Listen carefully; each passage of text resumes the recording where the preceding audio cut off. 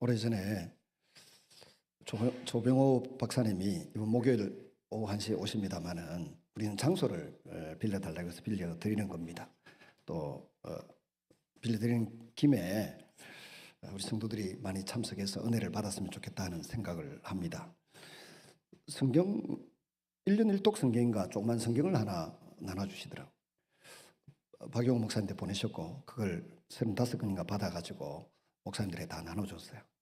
제가 그 성경을 읽다가 창세기 부분을 읽다가 갑자기 그 당시만 해도 제가 제법 글을 쓰는 사람으로 평가를 받았었는데 글이 안 써지고 멍한 상태로 한 2년을 보냈었을 때요.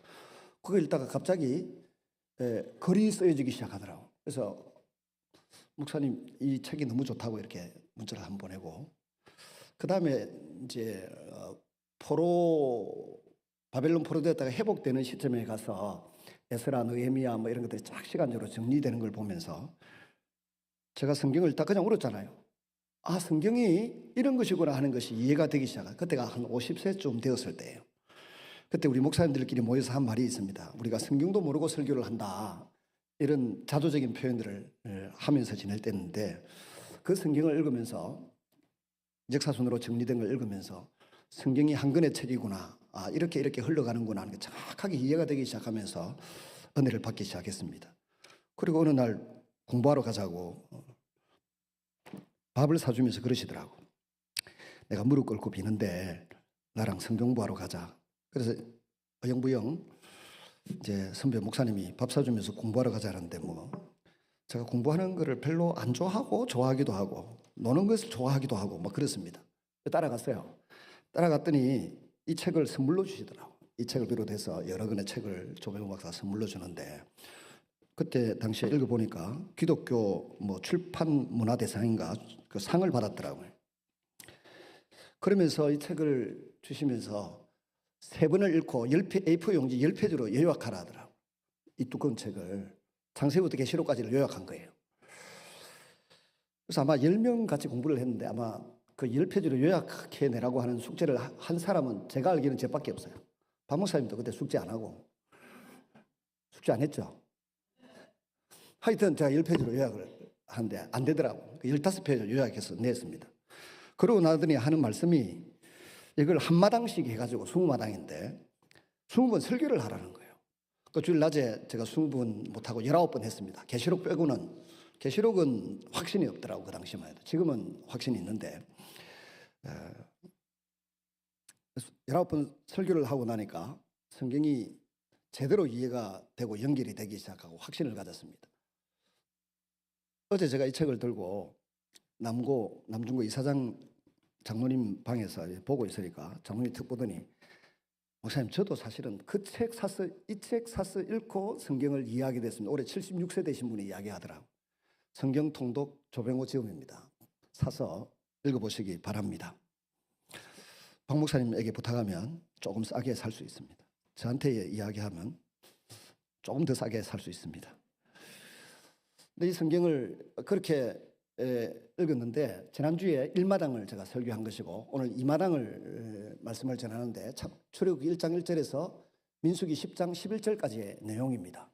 이 내용은 시내산에서 이스라엘 백성들이 모여가지고 십계명을 받고 율법을 받고 성막을 만들고 제사장들을 세우고 첫 제사를 지내고 또 이제 어디입니까? 시내산을 향하여 나팔 소리와 함께 출발하는 모든 과정 속에 있는 내용들입니다. 이게 그러니까 시내산 중심으로 일어나고 있는 전의 사건과 출발하기 직전의 상황이 오늘 제가 전하려고 하는 말씀의 핵심 그 줄거리라는 겁니다. 여러분이 잘 아는 연예인 중에 우리가 은연중에 좋아하는 이효리라고 하는 배우가 있지 않습니까? 어머님이 어느 교회 그 서울에 여의도에 있는 교회 근사님인가 뭐 집사님인가 그래요. 이제 그 교회를 출석을 한 모양이라 담임 목사님이 이효리 씨는 우리 교회에 출석하지 마세요. 뭐라 했대. 왜냐하면 팬들이 따라와가지고 축치고 앉아서 예배는 안 드리고 목사는 안 쳐다보고 이효리만 쳐다보고 있는 거 팬들이. 그러니까 니는 우리 교회 오면 안 된다 해가 쫓아냈대. 그래서 정확한 이야기입니다. 서울의 경향교회에 그 모친이 다니는 모양이라. 근데 그래서 이제 관심 있게 이렇게 보는데 어느 날 보니까 뭐 근실해 보이는 청년과 결혼을 하더라고요. 그래서 사람들이 전부 다 왜 결혼을 하나? 그래서 궁금해하고 물어봤던데 어느 날 TV를 보니까 가는 데마다 일할 때마다 막 1분 단위로 오빠 오빠 오빠 자꾸 불러서 하더라고. 그 PD가 왜 그래 남편을 오빠 오빠 부르냐고 그랬더니 아니 내가 오빠 불러가지고 이야기하려고 결혼했는데 말하고 싶어서 결혼을 했는데 뭘 그걸 가지고 자꾸 따지냐고 이렇게 대답을 하더라고. 그 순간에 제가 들어보니까 모든 아내들은 남편에게 이야기하려고 결혼한 거예요. 근데 우리 하나님의 마음이 뭐예요? 우리에게 말 걸고 싶어가지고 성경을 우리에게 주셨어요. 성경을. 성막을 지으라 해놓고 뭐라고 했습니까? 내가 거기서 너희와 만나고 라고 우리에게 이야기 걸려고 성막을 지으셨고 교회당을 짓도록 하셨고 또 성전을 지으셨고 우리에게 하나님의 이야기를 하고 싶어서 직분자들을 세워놓으신 줄로 믿습니다. 그런데 출애굽기 1장에 딱 보면 두 가지 약속이 이루어졌다는 걸 볼 수 있습니다. 창세기 12장 1절에서 3절 말씀이 이루어졌어요. 아브라함을 선택하셔서 내 아비 집과 본토와 친척을 떠나라. 그리고 너를 통해서 천하 만민이 복을 얻도록 하겠다. 너를 축복하는 자에게 축복을 주고 너를 저주하는 자에게 저주를 주겠다. 그리고 너의 후손들이 많아질 거다. 뭐 이런 약속을 하시는데 그 말씀이 출애굽기 1장에서 이루어졌어요. 백성들의 수요가 70명이 들어갔는데 야곱과 요셉과 더불어서 그 일족 70명이 들어갔는데 헤아릴 수 없는 숫자가 늘어났어요. 그래서 위기감을 느끼는 애굽 사람들이 됩니다. 요셉의 과거의 공적을 알지 못하는 사람들이 위기감을 느끼고 저 히브리인들 강을 건너온 사람 히브리인이라 그랬죠. 강을 건너온 사람들 저 히브리인들 숫자가 너무 많아서 우리가 다른 나라와 전쟁을 할 때 적과 내통해서 뒤통수를 치면 어떡하나 칼을 등 뒤에서 꽂으면 어떡하나 그래서 히브리인들을 죽이자 더 이상 수효가 늘어나지 못하도록 하자 그래서 히브리인들 산파들을 불러다가 여자아이는 살려두고 남자아이는 죽이라 그랬습니다. 그런데 이 히브리 산파들이 하나님을 경외하는 자 쉬운 말로 하나님을 두려워하고 존경하는 사람 이 히브리 산파들이 남자아이들을 하얀 거짓말로 살려냈어요. 새카만 거짓말은 진짜 거짓말이고 하얀 거짓말은 선의의 목적을 위해서 이제 누군가를 도와주고 살려주기 위해서 하는 말을 하얀 거짓말이라 하잖아요. 이 거짓말이란 단어 하나를 가지고 박사학위를 받은 분이 있더라고. 제가 학교 다닐 때 기독교 윤리학 그 교수님이 거짓말 이것으로 박사학위를 받았다 하더라고. 그러니까 이 하얀 거짓말을 히브리 산파들이 하는 거예요. 우리가 도착하기 전에 이미 나와가지고 숨가쁘고 없습디다 이런 식으로 이제 하얀 거짓말을 해서 남자아이들을 죽이지 않고 살려주는 겁니다. 그러니까 점점 히브리인들 이스라엘 사람들이 많아지기 시작하는 것이죠. 이처럼 하나님을 경외함으로 세상 권력이나 군대나 이런 것에 힘을 두려워하지 않고 하나님 앞에 살아가는 히브리인들을 하나님께서 복 주셨더라 그렇게 되어 있습니다. 그 즈음에 아므람과 요게벳이라고 하는 부부 사이에 모세라고 하는 아이가 태어났어요. 물에서 건져냈다는 뜻입니다. 우리도 물에서 건져낸 모래를 뭐라 불러요? 모세라 불러요. 시골에 가면 경상도 사람들 모래를 모세라 부르잖아요. 물에서 건져내가지고 모세다 그런 같은 의미가 있는지는 모르겠으나 하여튼 모세라는 아이가 태어났는데 이 아이를 애굽의 왕실에서 왕자로 교육을 시킵니다. 40년 동안 교육을 시킵니다. 우리 늦게 와도 앞자리에서 예배 드려야 되겠다고 앞으로 오시는 우리 형제 박수로 한번 하면 저게 쉬운 일이 아닙니다. 저게 보통 아직 청각인데 나이는 좀 들었지만 항해사십니다. 굉장히 직업도 좋고 돈도 많이 버는데 이 여자들이 눈이 삐인 거야. 내가 볼 때 젊은 친구들이 오늘이라도 마음에 드는 사람이 있으면 저한테 손 들어갖고 뭐 살짝 이야기했어요. 제가 만나게 해줄 테니까. 이게 얼마나 용감한 일인지 모릅니다. 어디까지 했더라? 야간 이제 모세를 애굽 왕실에서 왕자 교육을 40년 시켰습니다. 근데 이스라엘 동족을 돌아보고 싶은 마음이 생겨가지고 애굽 사람을 죽이고 도망을 가서 미디안 강야에서 또 40년을 보냅니다. 도합 80년을 준비시켜가지고 하나님이 어느 날 불러냅니다. 시내산에서부터 호렙산에서 가시나무 떨기 불꽃 가운데서 불러냅니다. 모세야 모세야 부르니까 갔더니 불은 붙는데 타지를 않는 거예요. 하나님이 가시떨기나무 위에 불같은 모습으로 나타나셔서 말을 겁니다. 근데 하나님이 나타나셨을 때 하시는 주요한 언어가 있습니다. 뭐라는 거 하면 네 손에, 네 발에 신발을 벗어라. 거기는 거룩한 곳이니까 신발을 벗어라. 신발을 벗어라 안 하면 그냥 천사고, 신발을 벗어라 그러면 하나님이시고 예수님이시라고 보면 됩니다. 구약시대에 나타난. 그 신발을 벗었겠죠. 그랬더니 5번이나 설득을 합니다. 설번 5번 하는 거 쉽지 않습니다. 저도 조금 자존심이 있고 기질이 있어서 우리 성도님들에게 뭐 좀 합시다 이거 한번 이야기해보고 대답이 시원찮으면 당신 아니면 사람이 없는 줄 아나? 놔둬라. 그리고 다른 사람 찾지 설득을 2번, 3번 잘 안 합니다. 그랬는데 이 출애굽기를 읽고 이 책을 읽다가 제가 깜짝 놀랐어요. 하나님이 5번이나 설득했구나. 내려가라 했더니 네가 에집트에 내려가서 네 동족 이스라엘 사람들을 내 백성들을 데리고 나오너라 그랬더니 내가 누구한테 갑니까? 뭐 여기부터 시작해가지고 하나님이 5번 설득을 해요. 때로는 지팡이 가지고 뱀이 되게 하고 뱀을 또 지팡이 되게 하고 또 뭐 손을 넣었더니 나병이 생겼다가 나병이 사라지 기적을 통해서도 내가 너와 함께하면 너는 충분히 설득해서 데리고 나올 수 있다 가라 그러. 그래도 못 가겠다고 자꾸 이야기를 하다가 마지막 4번째인가는 이렇게 이야기를 해요. 나는 말을 할 줄 모릅니다. 설득을 내가 백성들을 데리고 나오려고 하면 말을 할 줄 알아야 하는데 말 주변이 없습니다. 그러니 제발 보낼 만한 사람을 좀 보내주십시오라고 하나님께 그렇게 부탁을 드립니다. 그랬더니 하나님이 화를 벌컥 내십니다. 노하셔서 너 형 아론이 말 잘하는 사람인 줄 내가 안다.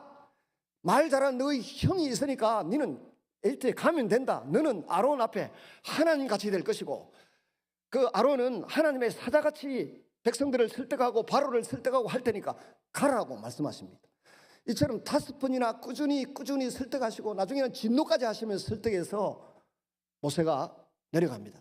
그래서 하나님께 설득당한 모세가 에집트의 바로와 그리고 이스라엘 백성들의 장로들과 모든 사람들을 설득해서 6개월 동안, 그것도 한 번이 아니고 6개월 동안 설득을 거듭해서 광야로 이 시내산 앞으로 이스라엘 백성들을 끌고 나오지 않습니까? 우리 모두가 하나님께 설득당해서 예수님을 하나님으로 나의 구주로 또 우리의 심판자로 나의 왕으로 모시고 있는 줄로 믿습니다.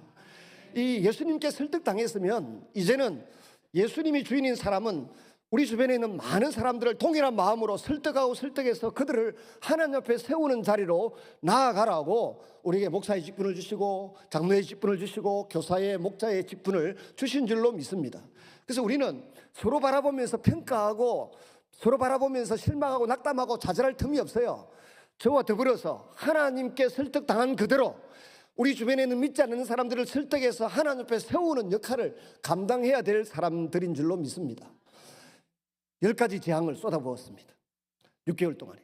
그 10가지 재앙의 대상이 되는 모든 피, 개, 이, 파리, 가축의 죽음, 우박, 또 흑암의 재앙, 장자의 재앙, 이 모든 재앙들이 뭔가 하면 에집트 사람들이 가장 애지중지하고 사랑하고 아끼는 소중한 것들이에요.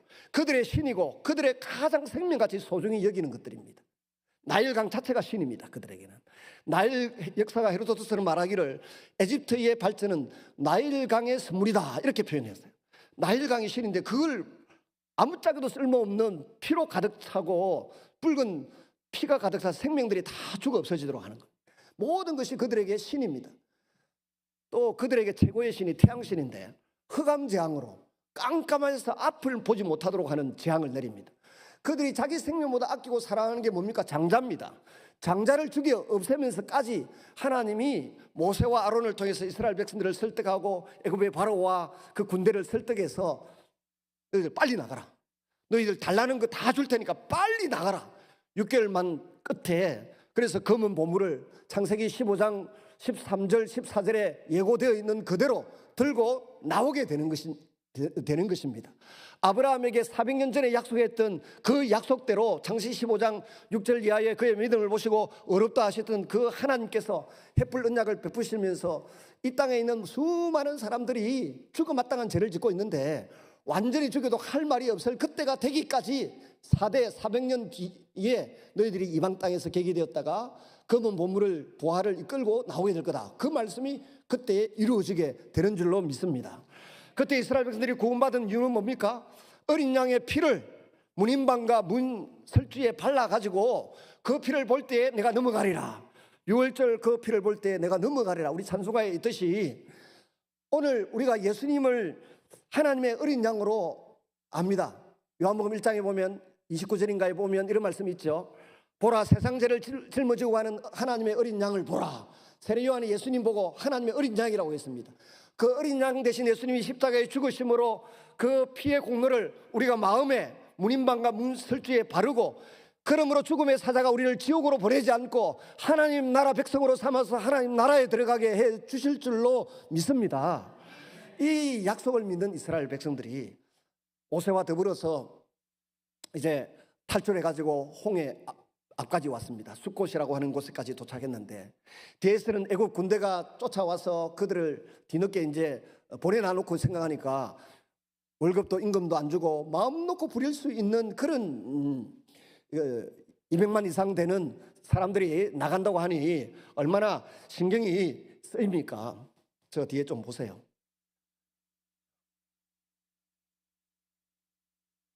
뒤를 보라는데 옆을 보고 있으면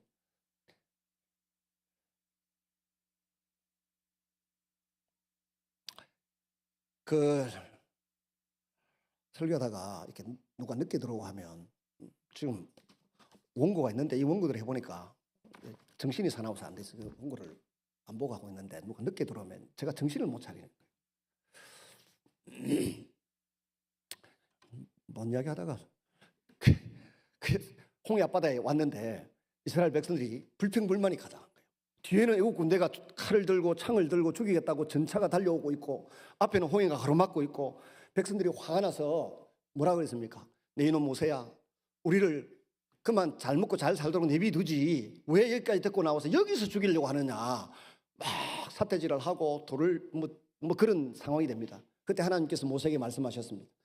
너희는 가만히 있어서 오늘 내가 너희를 위하여 행하시는 구원을 보라 그랬습니다. 여러분, 기도의 응답은 바로 즉각 yes, 그 다음에 no. 저는 이 두 가지를 너무 많이 체험합니다. 두 번째는 정말 피곤하고 지루한데도 불구하고 지금 안 된다, 좀 기다려라, 장차 좋은 것 줄 테니까 좀 기다려라. 이 세 번째 응답이에요. 네 번째는 내가 할 일은 내가 하고 네가 할 일은 네가 한다. 나사렛 무덤 앞에서 예수님이 생명을 살리는 것은 예수님이 하셨고, 무덤에 돌을 이렇게 밀어내거나 수위를 이렇게 끌어서 풀어놓아 다니게 하라, 이건 누가 가족들이 했어요. 일꾼들과 가족들이 했어요. 그러니까 하나님 앞에 내가 할 일이 있고 우리 성도들이 땀 흘려서 수고해야 될 일이 있는 것입니다. 근데 가장 결정적인 것, 가장 중요한 일은 너희는 가만히 있어라, 오늘날 내가 너희를 위하여 행하는 큰 구원을 보라 라고 말씀하시는 겁니다. 백성들이 할 일이 없었어요. 불평하고 원망하는 것, 그거 말고 할 일이 없었어요. 하나님 모세가 시킨 대로 지팡이를 홍해에 다 내리니까 물이 양쪽으로 갈라지면서 홍해의 기적이 나타나서 그들은 춤추고 노래하면서 강을 건너고 나가서는 하나님을 찬양하고 기뻐하고 즐거워했습니다. 애국 군대는 들어오다가 물에 빠져 다 수장되어 죽고 왕조가 파괴되고 새로운 왕조가 들어서는 일이 일어났어요. 너무 좋아하고 기뻐했던 그들에게 가다 보니까 물이 없고 먹을 양식이 떨어지고, 그때마다 하나님이 하늘에서 만나를 주셔서 메추라기를 주셔서 먹게 하시고, 이 두 달이 지나고 약 50일이 되어가는 그 기간 동안에 반석을 치니 반석에서 물이 나오고 하늘에서 만나가 메추라기가 떨어져 나오는 이적을 베풀면서 오늘 출애굽기 19장까지 온 것입니다. 이걸 놓고 하나님 한마디로 말씀하셨어요. 뭐라고요? 내가 너희를 독수리 날개로 업어서 여기까지 인도해왔다 라고 말씀하시면서, 장차 너희는 이런 사람이 되어야 된다, 이런 사람이 되기 위해서는 내가 주는 언약을 지켜야 되는데, 그 언약이라고 하는 것이 출애굽기 20장에서 23장까지 딱 4장이에요. 4장. 율법이라고 하는 것이 출애굽기 20장에서 21장, 22장, 23장까지 4장이에요. 이거 4장만 율법의 전체예요. 그걸 또 줄여놓은 게 십계명이고, 그걸 줄여놓은 게 하나님 사랑, 이웃 사랑 잘하면 이게 뭡니까? 율법을 잘 지키는 거예요. 또 우리가 하나님을 사랑하느라고 예배도 드리고 물질도 드리고 또 봉사하다고 하지 않습니까? 이웃 사랑한다는, 이웃 사랑이 뭐예요? 우리 성도들끼리 잘 지내는 겁니다.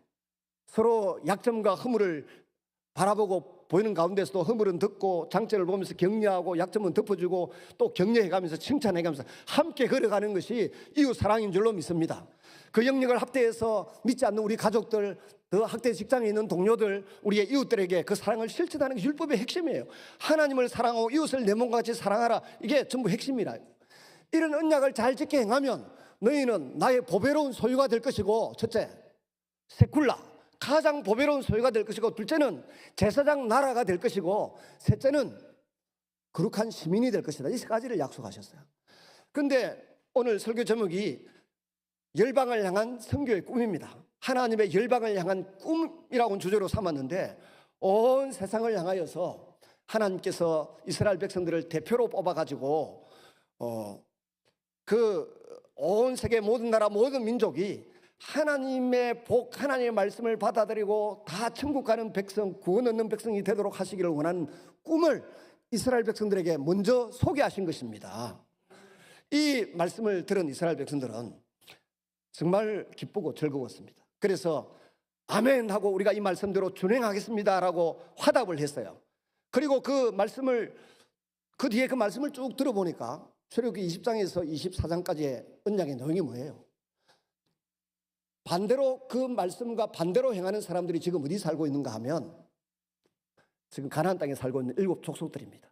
거기에 보면 형제가 함께 서로 성행위를 하고 또 친척 엄마와 또 아비와 딸이 또 아들이 엄마의 그 형제들 이모들 또 아버지 고모들하고 성관계를 맺지 말라, 그렇게 해가면서 그들이 좀비화 되어 가고 있는 것입니다.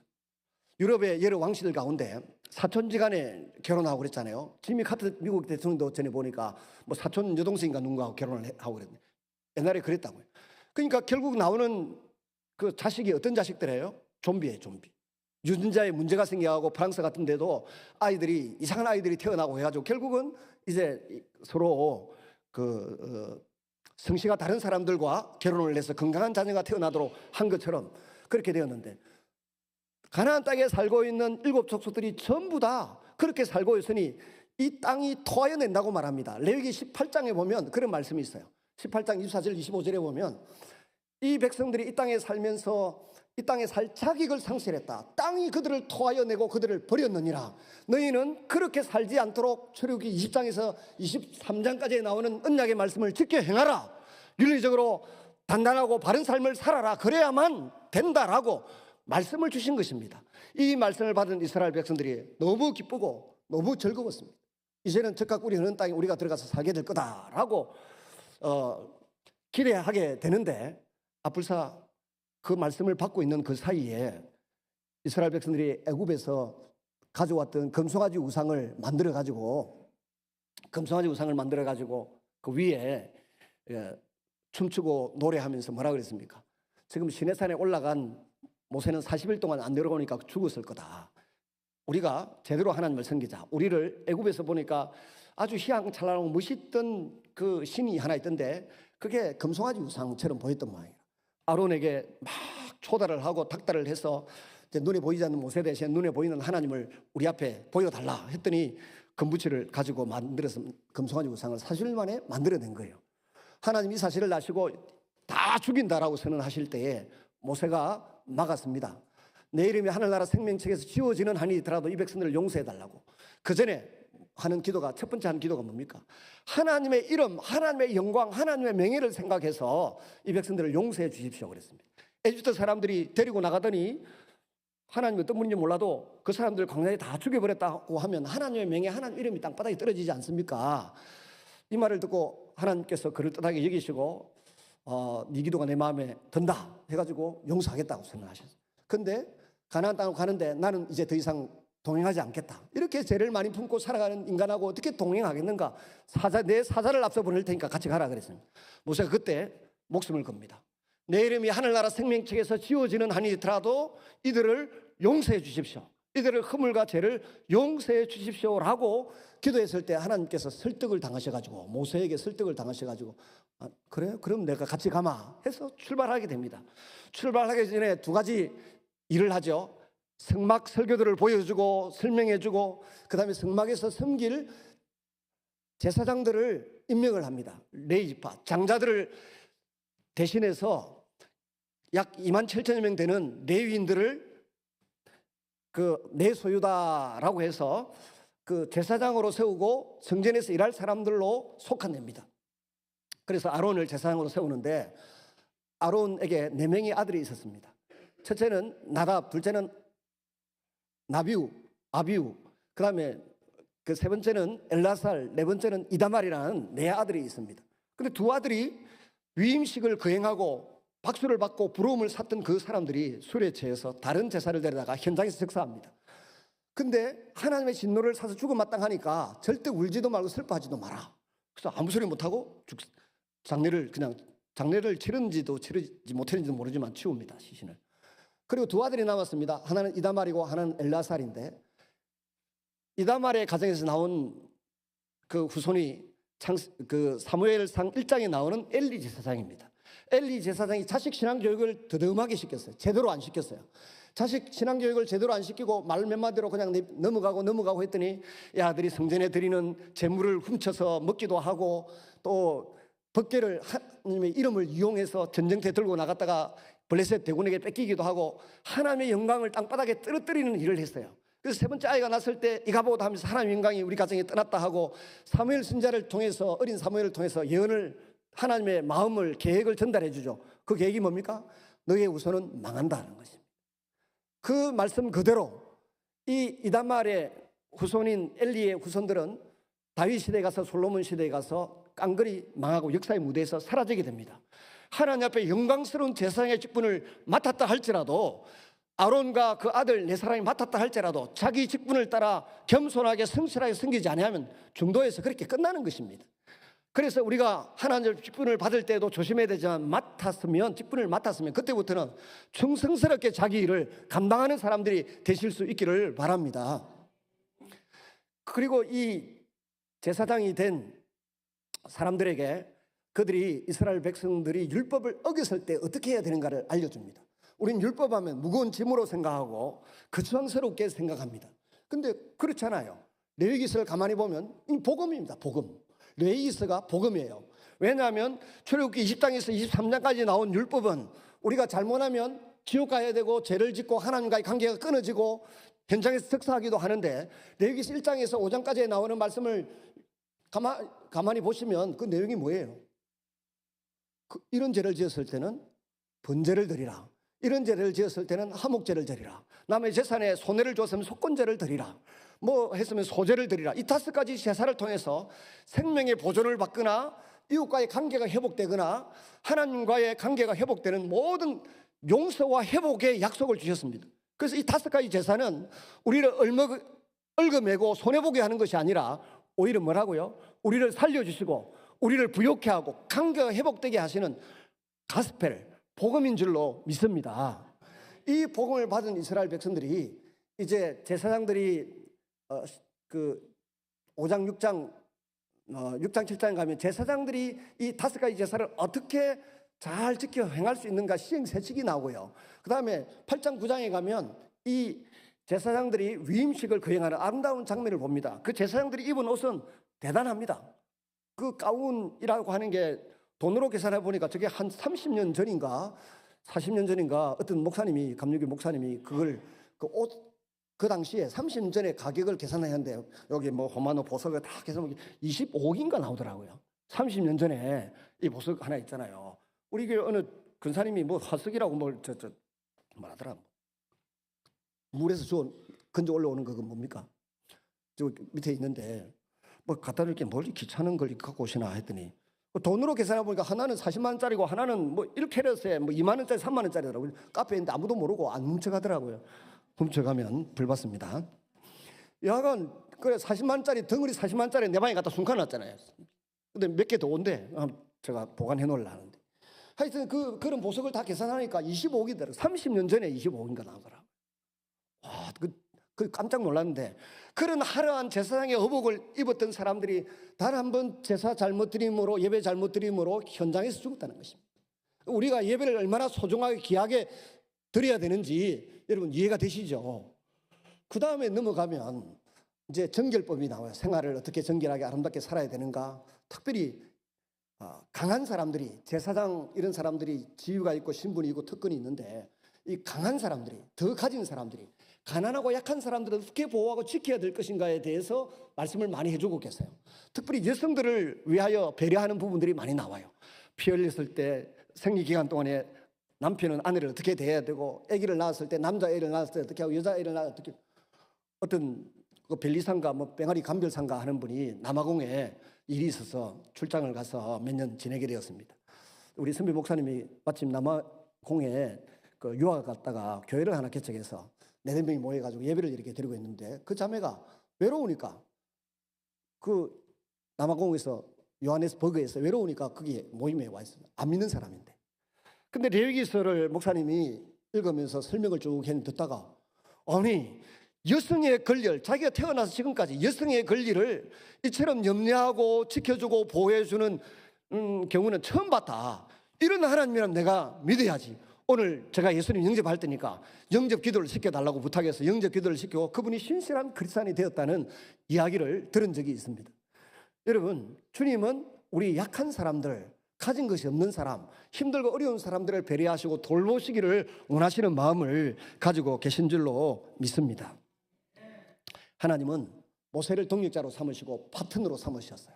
아론과 그 아들들을 동력자로 파트너로 삼으셨어요. 직분을 주셨어요. 파트너가 되고 동력자가 되었으면 그 일에 충성하고 헌신할 때 하나님이 자기 파트너를 어려움 당하고 위기 겪고 고통 당하도록 내버려 두시겠습니까?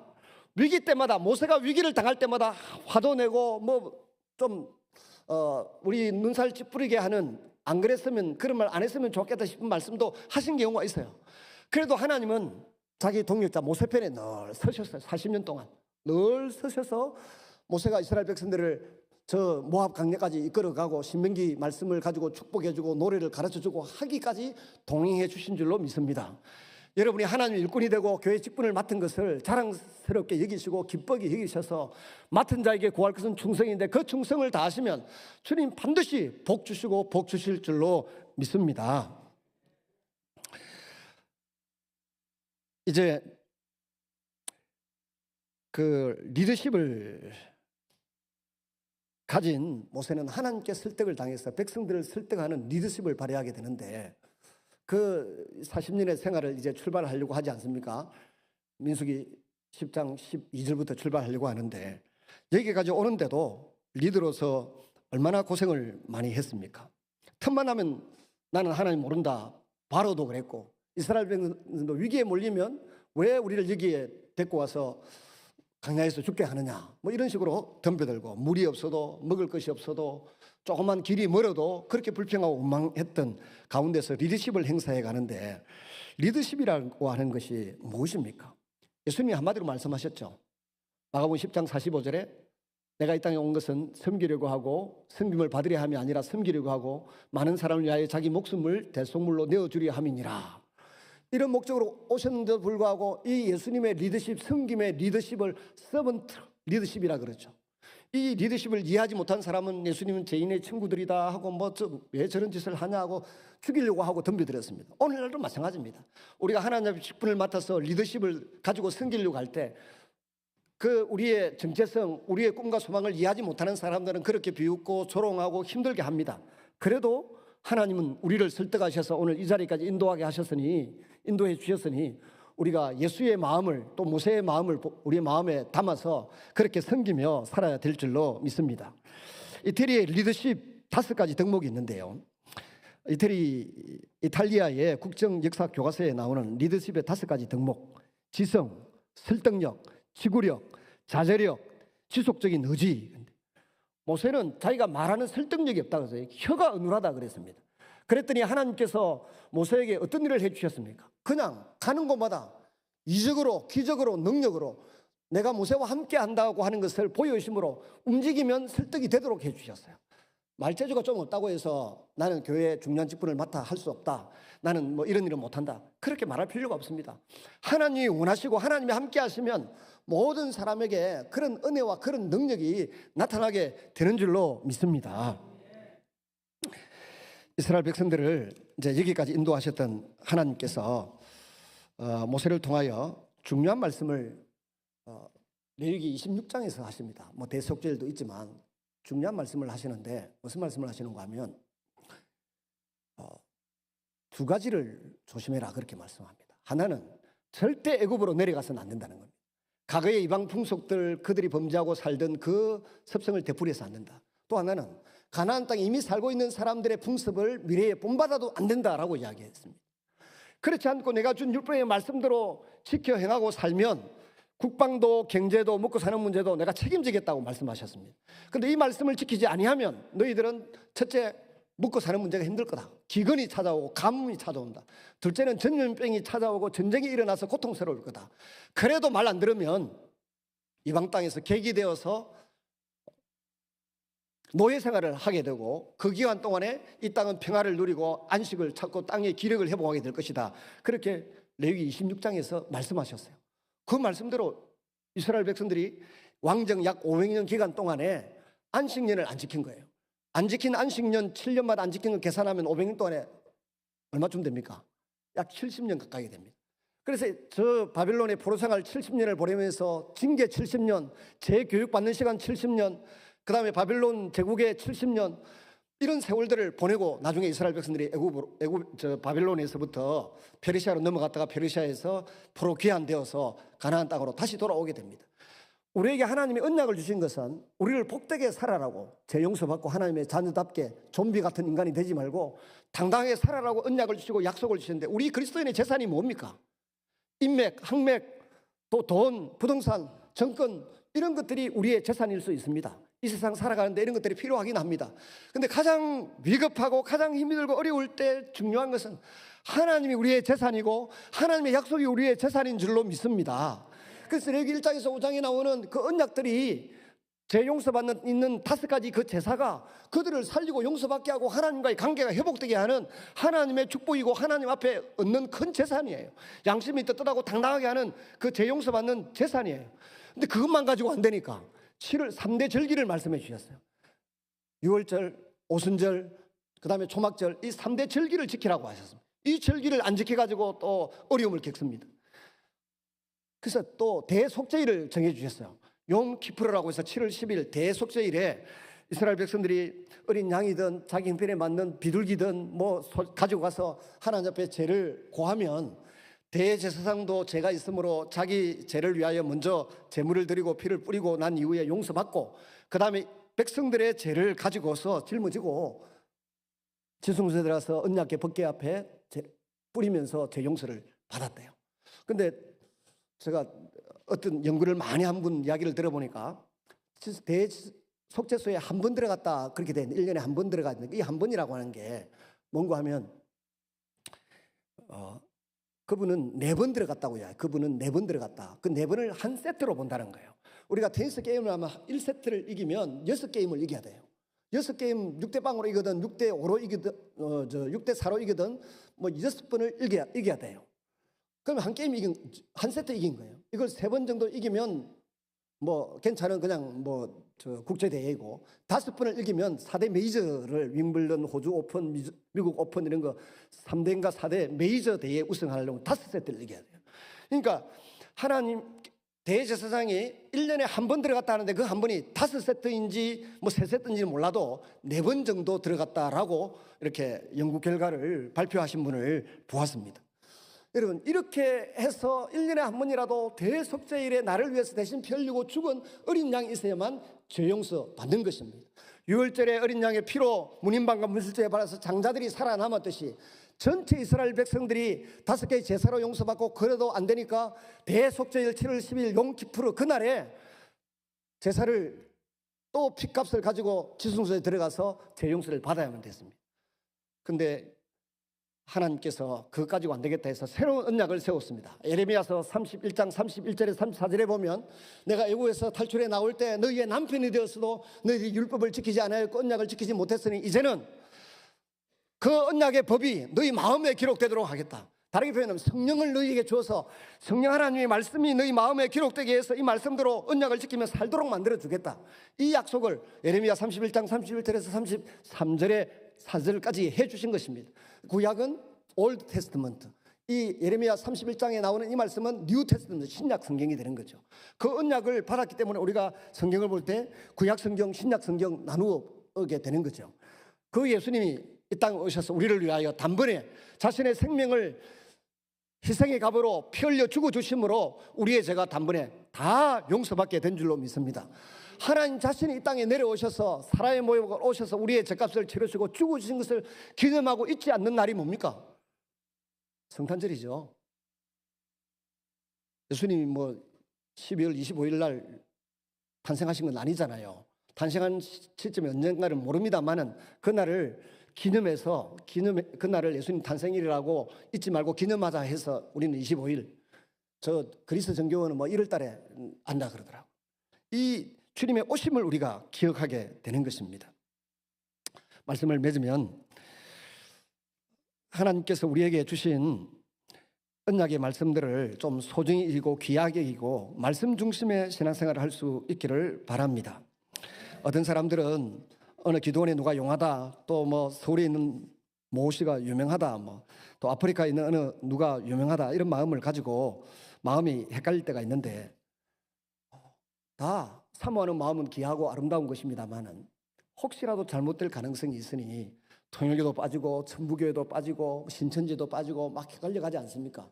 우리가 중심해야 될 것은 유명한 개인 어떤 목사님이나 유명한 어떤 학자가 아니라 정말 그분들이 가르치는 것이 우리가 알고 있는 성경 말씀에, 또 우리가 쉽게 이해되는 될 수 있도록 기록해 놓으신 이 성경 말씀에 합치되는가? 내가 성경을 알아야 합치되는지 안 되는지 알지요. 성경을 모르니까 속아 넘어가고 그 신천지에 가가지고 공부방에 앉아 있다가 보니까 이상하다 해갖고 나와서 목사님 이상하던데요 하고 나와서 누가 있대? 우리 교인 중에 누가 있더라.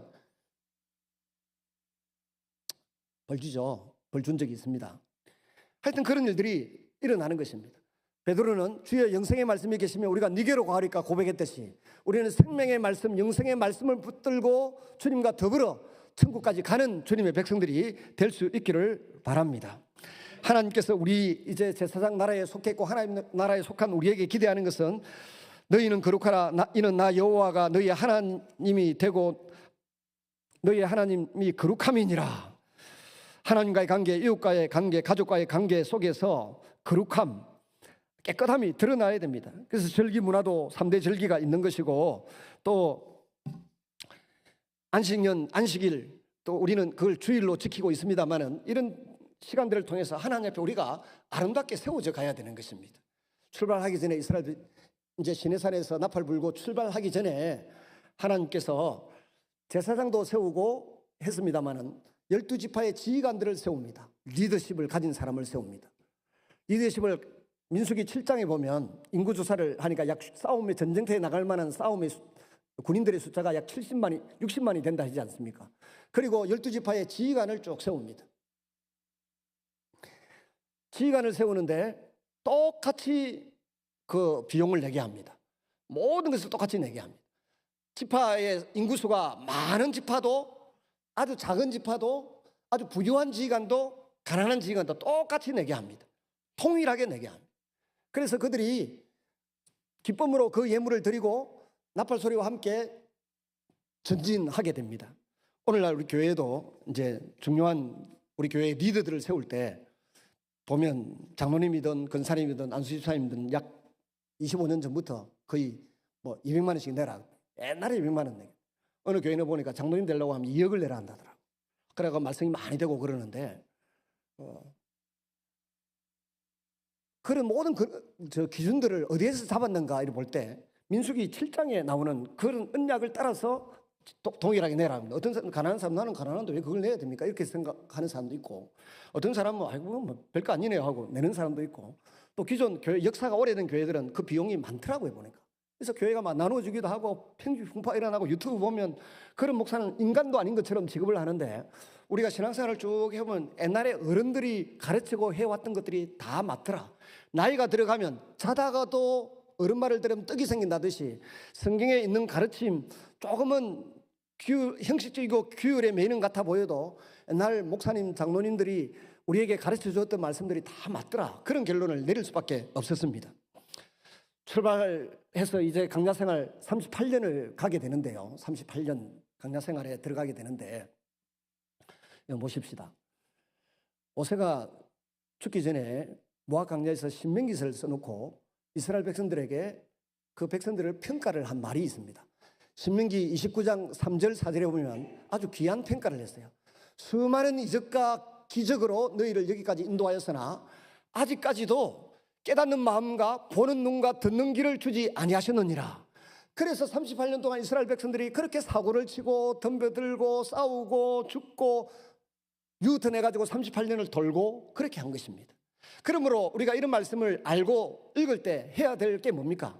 하나님 우리에게 말씀을 읽을 때마다 들을 때마다 받아들이고 깨달을 수 있는 마음을 주십시오. 보는 눈을 열어주십시오. 듣는 귀를 열어주십시오. 그래서 하나님의 말씀이 정말 하나님의 말씀으로 믿어지고 받아들여지게 해 주십시오. 기도해야 될 줄로 믿습니다. 기도 외에는 이런 유가 나갈 수 없느니라. 악한 마귀가 떠나갈 수 없고 우리 교회나 우리 가정이나 우리 자녀들이나 우리의 지인들을 외워싸고 있는 악한 마귀 사단의 공격에서 우리가 살아남을 수 있는 방법이 없습니다. 무시로 성령 안에서 기도함으로 여러분이 천국 가는 주의 백성이 되시기를 바랍니다. 둘째는 예수님의 성품을 닮는 사람들이 되시기를 바랍니다. 교회 안에 나온 우리는 다 신앙의 연수와 연조가 다르고 자라난 성품과 성격이 다르고 배움이 다르고 재산이 있고 많고 적음이 다릅니다. 개성이 다 다릅니다. 그렇지만은 세상에 비빌 언덕이 없고 기댈 곳이 없다는 것을 알고 주님의 날개 그늘 아래 피하러 온 사람들이 아닙니까? 서로 불쌍히 여기고 허물을 덮고 사랑하고 용서하며 살아가는 주의 백성들이 되시기를 바랍니다. 주님의 성품을 담으시기 바랍니다. 세 번째는 선한 영향력을 행사하는 사람들이 되시기를 바랍니다. 지식에 탁월한 사람이 되든지 건강에 탁월한 사람들이 되든지 자기 분야의 전문가가 되셔서 이 땅 위에서 왕노릇하는 사람, 이 땅을 지배하고 이끌어가는 사람들이 되실 수 있기를 주님의 이름으로 축원합니다. 같이 한번 우리 통성으로 기도하십시다. 주님, 열방을 향한 하나님의 꿈이 또 온 세계에 복음을 전하는 선교의 꿈이 우리를 통해서 이루어지도록 이 지역에 있는 영혼들이 돌아오도록 우리를 통해서 하나님의 마음과 계획이 전달되도록 같이 한번 기도하시겠습니다.